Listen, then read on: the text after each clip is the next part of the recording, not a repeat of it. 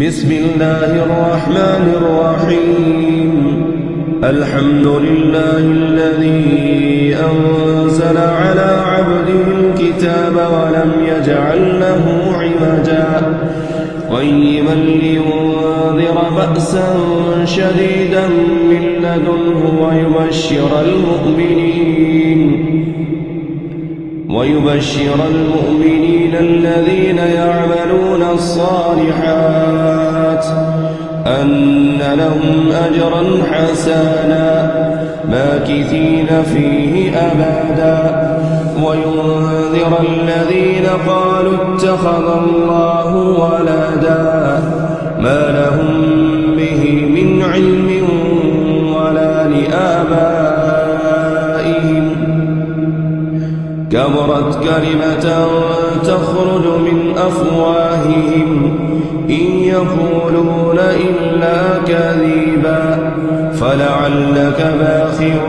نفسك على آثارهم إن لم يؤمنوا بهذا الحديث أسافا إنا جعلنا ما على الأرض زينة لها